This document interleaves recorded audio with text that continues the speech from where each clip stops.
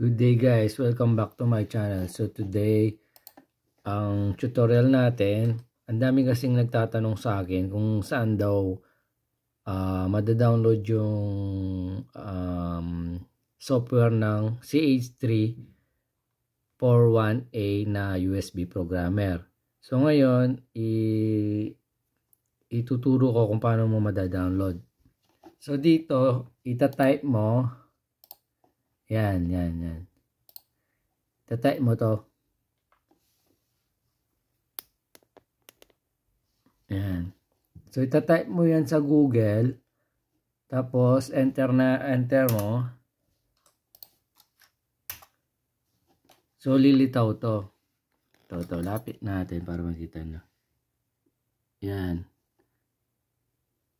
I-click nyo to. Yan. Yung language niya, iba guys, pero pwede naman nating palitan yung language niya kapag na-download na natin yung software. So, tara na. So, i-click na natin to. Yan, click mo lang yan. Pupunta siya sa site niya. So, ngayon dito, pupunta ka sa baba. So, scroll down lang natin.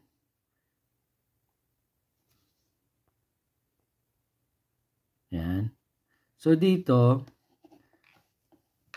kung nakikita nyo to, yung nakalagay Scarica file, yan yung software na ida-download mo. So, yung dito sa right side, kung makikita nyo to, ito, yan yun naman yung driver. So, mamaya i-explain ko kung bakit mo kailangan i-download yung driver din. So, download muna natin to. So, click lang natin. So, naka-rar siya, guys, rar. So, kailangan mong i-download yung software ng rar para ma-run mo tong i-download na file na to, na software. So, click na natin. I-click mo lang tong Scarica file. Yan. So, nag-download na. Ayan siya, guys. So, click natin. Open na natin. So, ayan. Ma-open mo yan, guys. So, ulitin ko. Ma-open mo yan kapag kailangan mong i-download yung WinRAR na software. So, ito na siya, guys. Click natin to. Ayan. Tapos ito, yung may .exe, guys. Yan. Click mo lang yan. So, wala siyang password. So, ibang language siya, guys. Ayan. So, ang gagawin mo lang, punta ka dito, yan, sa lingua. Yan. Ito, English. Set mo. So, meron ka na. Yan na yung software.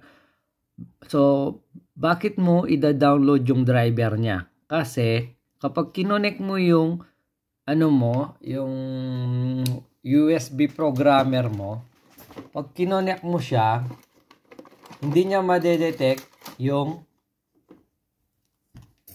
ito yan, no? Kapag kinonek mo to sa PC o sa laptop, hindi niya madedetect yung nakalagay na ilawan natin. Yan. So, pag nilagay mo yung chip dito at nilagay mo sa laptop at meron ka ng software, nilagay mo yung chip dito, hindi niya madedetect ng software mo kasi wala siyang driver. So, kailangan mong i-download yung driver. Paano mo malalaman na ayaw niya? Titignan mo dito sa baba, ito yan, kita mo. Device state. Laging nakalagay not connected yan kapag wala yung software na ay yung driver. Pag di mo dinownload yung driver, hindi niya ma-detect yung chip mo na BIOS o yung nakaklip na BIOS chip. So, tandaan nyo, kailangan ng driver, guys, para mapapafunction mo to. Para makonect yung USB programmer mo dito sa software, kailangan mo ng driver. So, Ngayon, ida-download na natin yung driver. So, meron na tayo nitong software guys. Exit na natin to. So, ngayon, ida-download mo ito. Ito namang isa. So, ito yung dinownload natin kanina. Di ba? Yan yung software. Ito yung driver. So, kiklik mo lang, Scarica file. So, mabilis lang yan. 1 second lang. Ayan. So, ito yung dinownload natin. Yan. Click mo lang. So, lilitaw na naman to guys. Yan. So, double click lang. So, ito na. Tatanungin ka na niya kung